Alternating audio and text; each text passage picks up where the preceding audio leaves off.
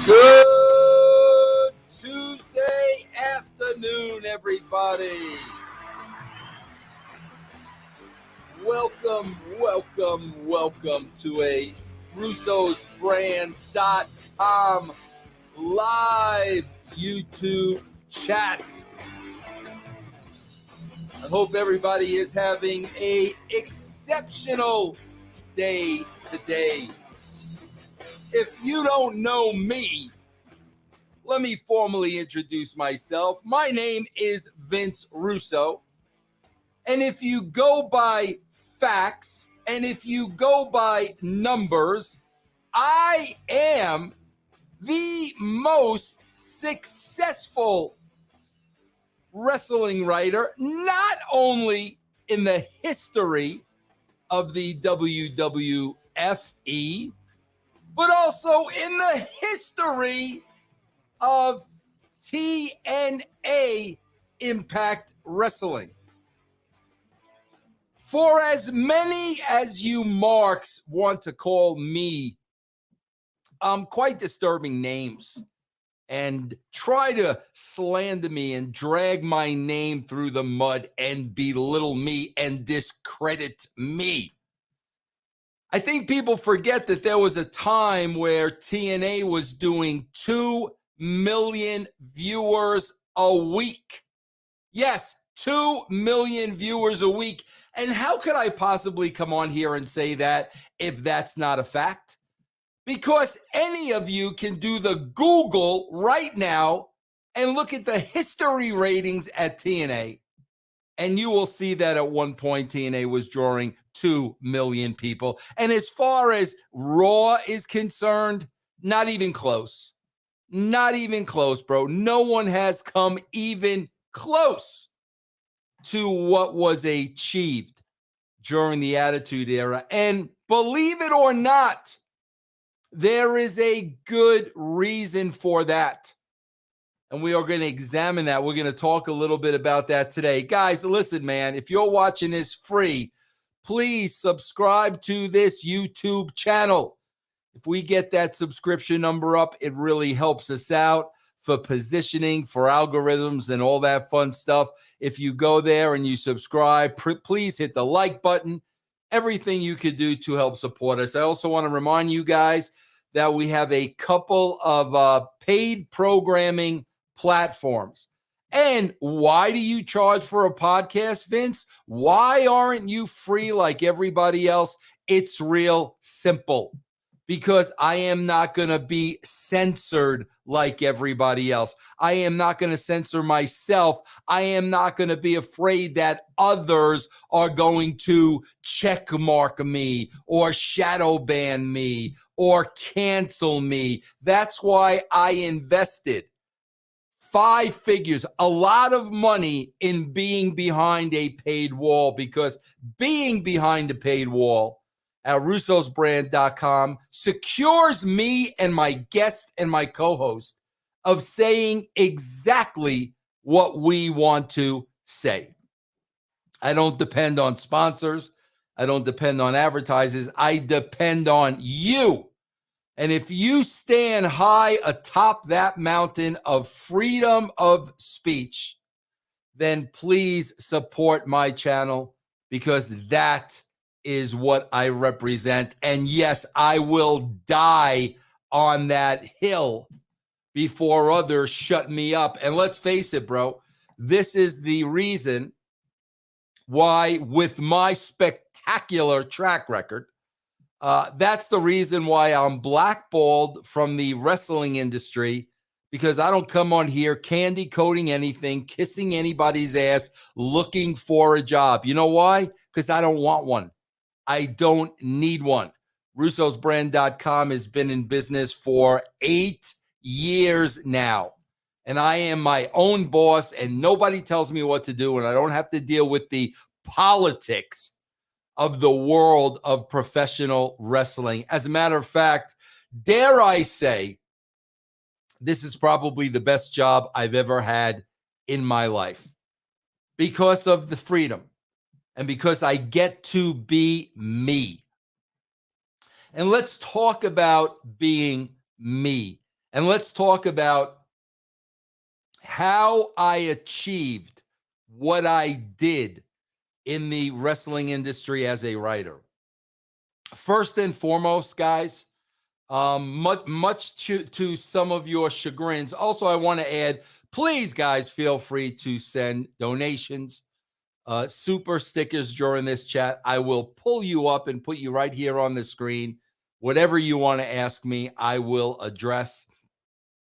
We need your support in order to keep this channel going.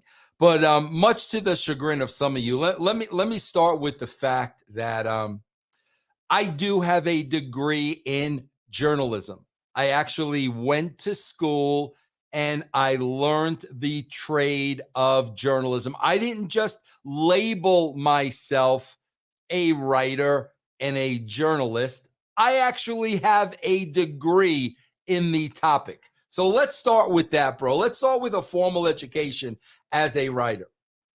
Let's start with writing the WWE magazine, writing the Raw magazine backwards and forwards. I wrote, I would say, at least 80% of those magazines by myself. And many of those times, bro, I had to go into business for myself because around the mid-90s, the creative at WWE was horrendous. So I didn't want to follow the horrendous creative in the magazine. So I literally went into business for myself. From there, I started writing all the promos for the boys. And again, not to mention, bro, was a fan of the business at a very young age.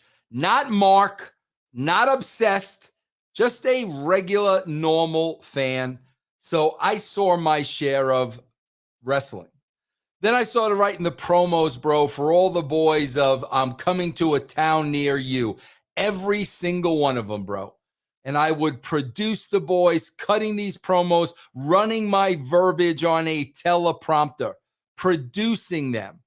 Then I started working with the heavyweight champion of the world at that time, the great showstopper, Shawn Michaels, where I started writing all of Shawn's promos.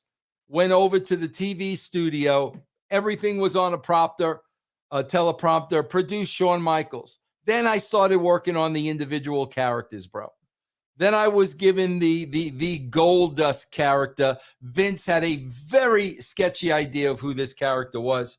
Handed him over to me. Between me and Dustin, we probably created one of the most interesting characters of all time.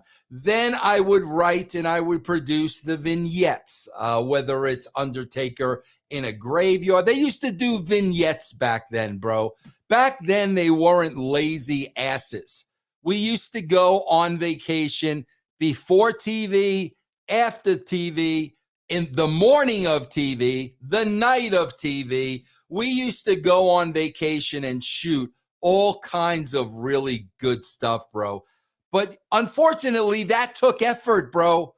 That took effort and that took time. I guess in 2022, they don't have that time anymore. So vignettes are dead. Obviously, bro, from there, I got the opportunity to write WWE Raw, WWE SmackDown, Sunday Night Heat. The rest is history, bro. Went on to WCW. In the first 3 months, took the rating from a 2.6 to a 3.6. 3 months, bro. 3 months.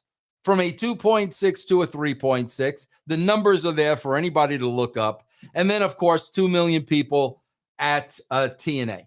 But I am not here to toot my own horn, even though I just did. There is a reason why I gave you that background. And I didn't put that background to put myself over. Okay, bro, I am a 61-year-old man. I'm going to be 62 years old in January. I don't need you to put me over. You know who I need to put over? I need my beloved granddaughter Amelia. I love when my wife calls my son and Amelia gets on the phone and Amelia says to my wife, "Where's Papa? Where's Papa? Papa makes me laugh. Where's Papa? Put Papa on the phone." That's what I need to put me over. When my granddaughter can't wait to talk to Papa, I could care less about you putting me over. And that's the Vince Russo hate. Because you could say whatever you want. Nobody can erase the track record. Those numbers are down in the annals of history forever. Forever. And you can never erase them. They will never disappear. And when you look at how many people are watching wrestling today, compared to back in my prime when I was writing, it's embarrassing.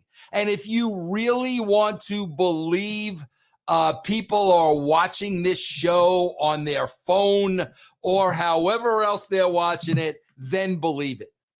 Because in my opinion, if that's what you think, you are an idiot. Because we just saw through the baseball playoffs, there's a thing called must-see TV that still exists. And what must-see TV means is if something is good enough, they must see it now. Unfortunately for me, Halloween Ends was must-see TV. I didn't wait till the next day. I didn't wait till a week later. I didn't wait till a month later. I didn't catch highlight clips on YouTube. I watched Halloween Ends in real time. That's must-see TV. I was looking forward to that, and I watched it in real time. I didn't stream it 3 weeks later.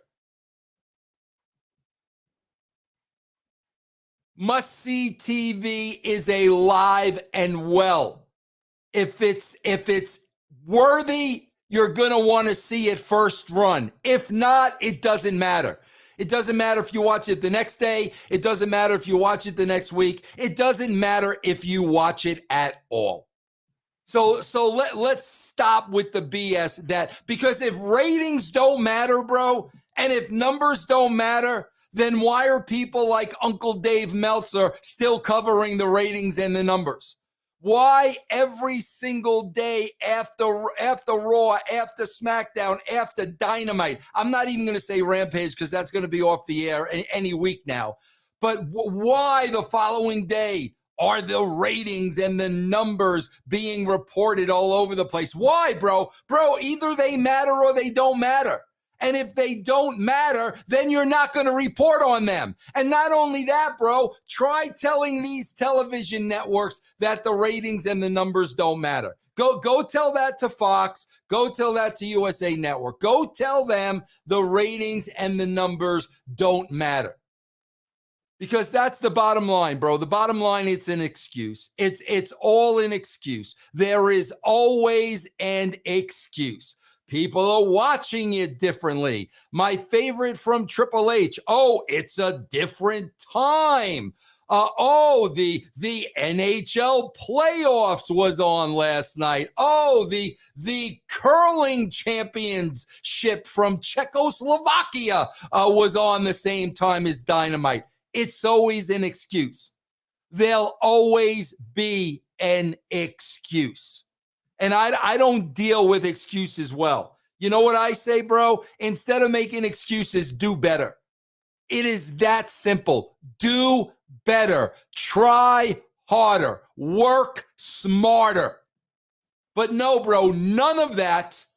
We get excuses week after week after week after week of why nobody is watching these shows.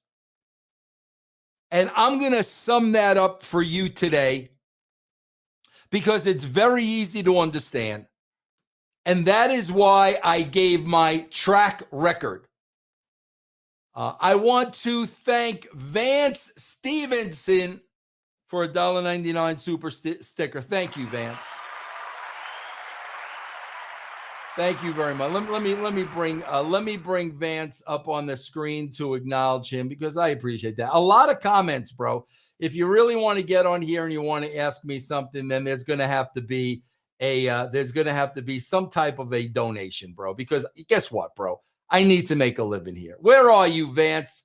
I'm looking for you, Vance. Where are you, Vance? I want to bring you up on the big board. Here he is, Vance Stevenson. Thank you very much, Vance. It's real simple, bro. There's a simple explanation. Last night, I witnessed, bro, this is my freaking opinion.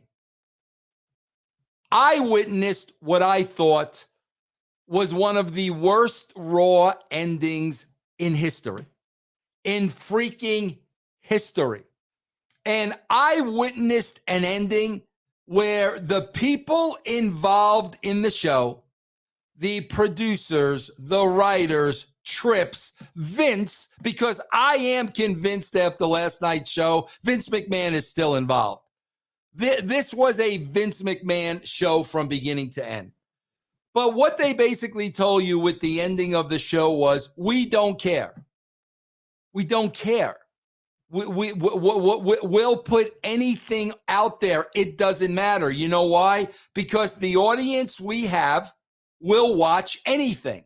The audience we have will put over everything we do, no matter how bad it is. So we are going to end this show with a return of a wrestler that has been on Raw for almost 4 years, and in those 4 years has never been over.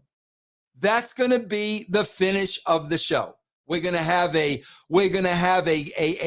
character from Raw who's been on the show for 4 years, who has never been over. We're going to have them come out at the end of the show. And here's the other thing. Hold on, I got another super sticker. Thank you very much. Let me get to it here. Jamie Ruiz, thank you very much. $5. Thank you, Jamie. Thank you for the great content. Thank you.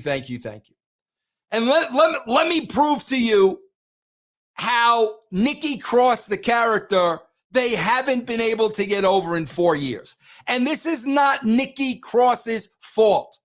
I am certain Nikki Cross is a lovely human being and a sweetheart of a woman and a very special individual. I am certain of that. There's only one problem. Nikki Cross doesn't write the show. Nikki Cross has to depend on writers and producers to get her character over, just like every single person on that Raw roster. They don't write the show. They have to depend on writers and producers, just like The Rock depended on me, just like Austin depended on me, just like DX depended on me, just like you name it, Kane depended on me, you name it. You got to depend on your writers and producers. And in 4 years, that company has failed Nikki Cross to the point of Nikki Cross comes out at the end of the show. She does a dive off the top rope right in front of the announce table. And the announcers don't even know who this is. They don't know who this is. The announcers said, who is this? She's been in the locker room for the last 4 years. You probably ran into her at catering.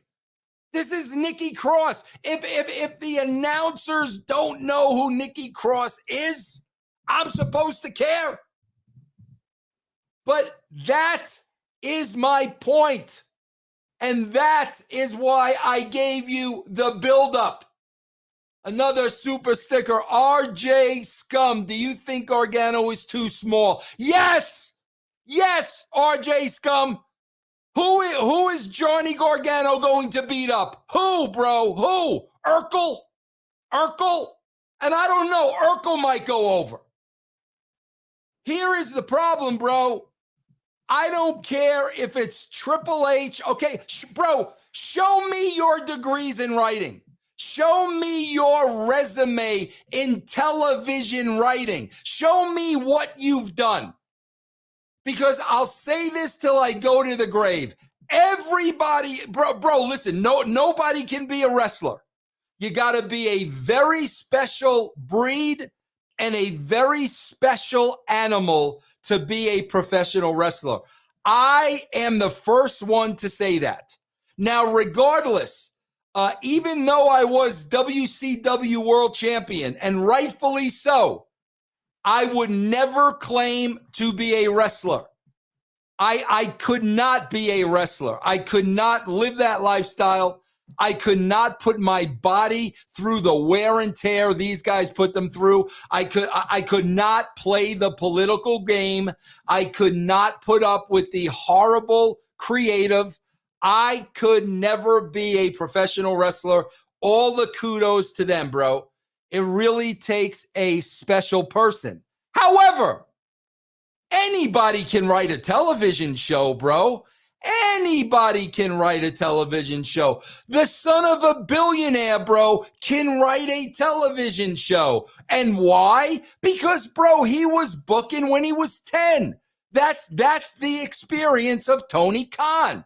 He was booking and laying out wrestling matches and pitting wrestlers against each other when he was 10 years old. Then you go to Triple H. Oh my God, bro. Arguably one of the greatest wrestlers in the modern day era. Trained by the great Killer Kowalski.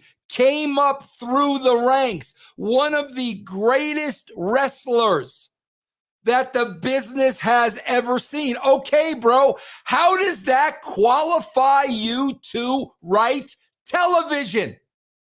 What television shows have you written? I got paid to write a pilot for Fox. I've written movie scripts. I've written books. I've got a degree in journalism. I consulted for the USA Network. That's my resume. The problem is, bro, and the reason why nobody's getting over.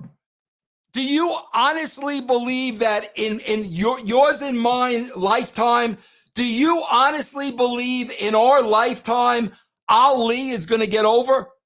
Do you honestly believe that?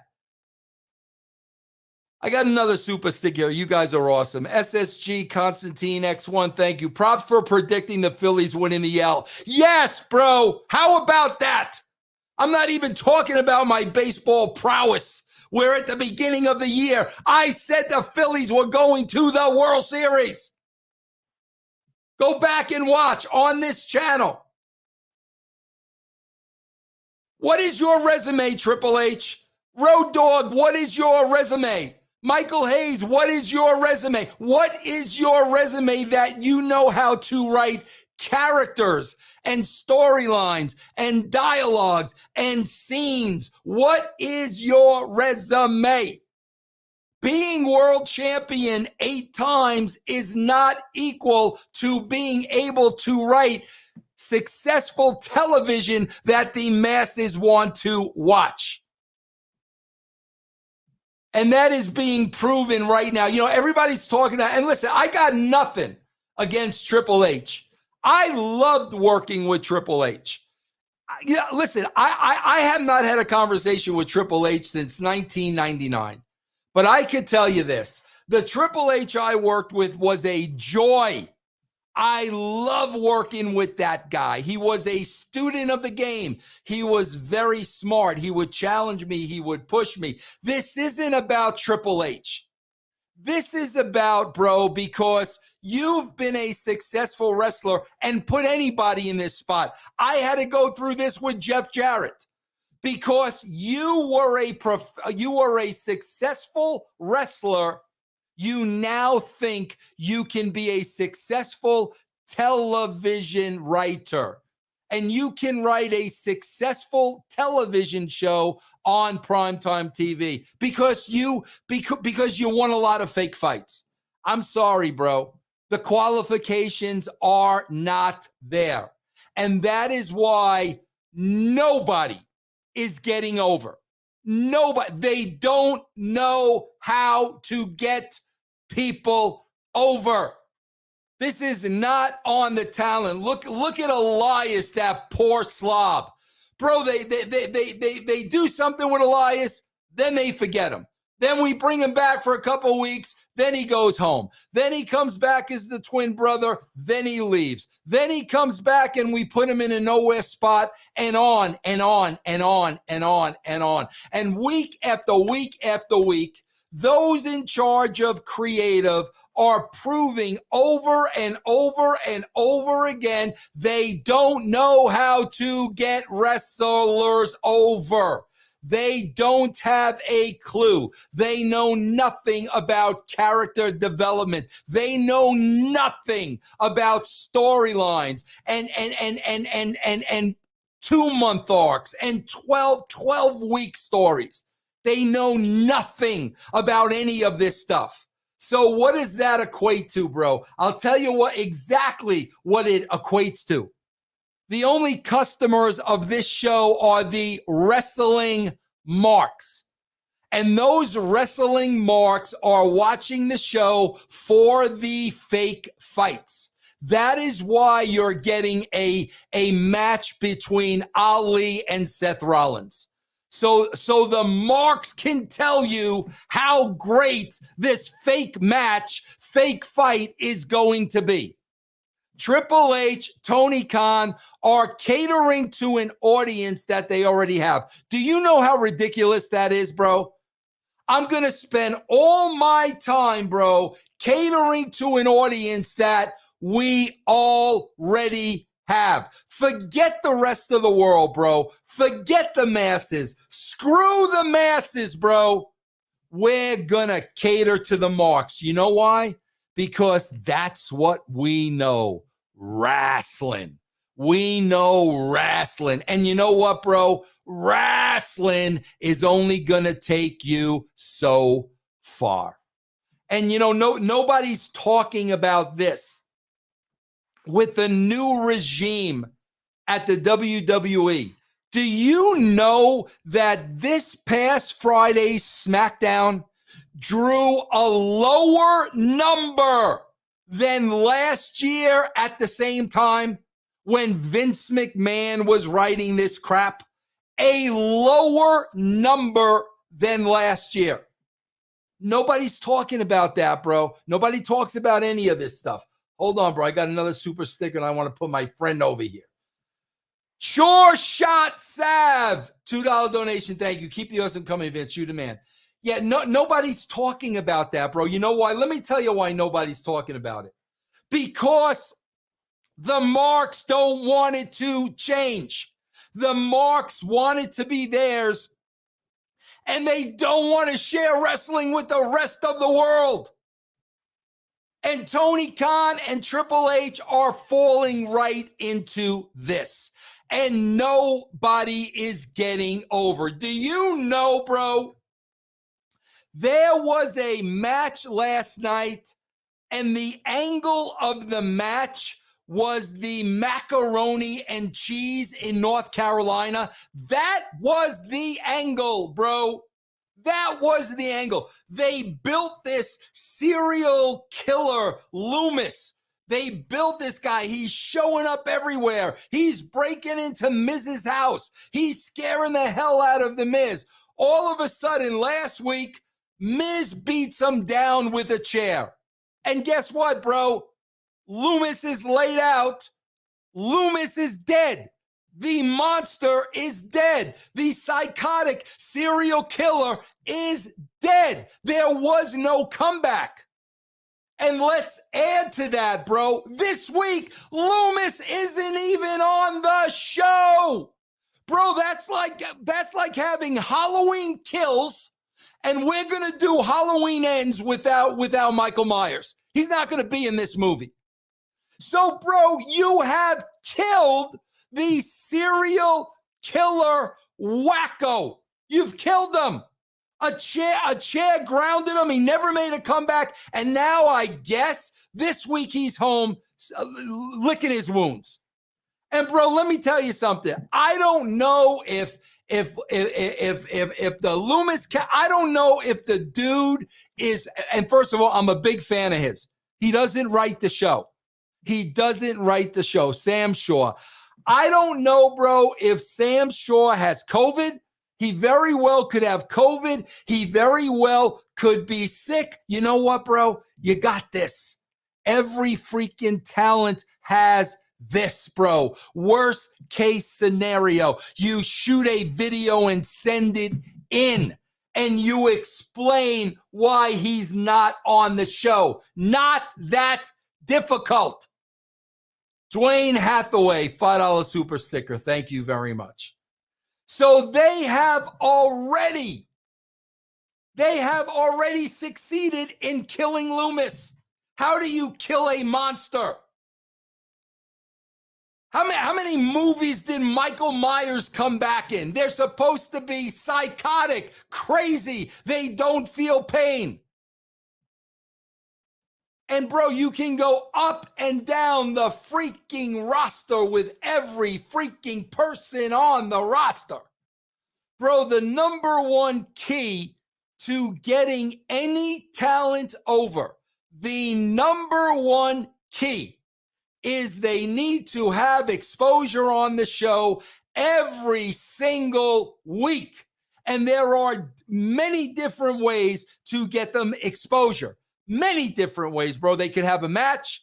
They could have a backstage vignette. They could have a vignette off campus. You could put these guys on color. We could put together a highlight reel. There's a million ways to get a talent on television.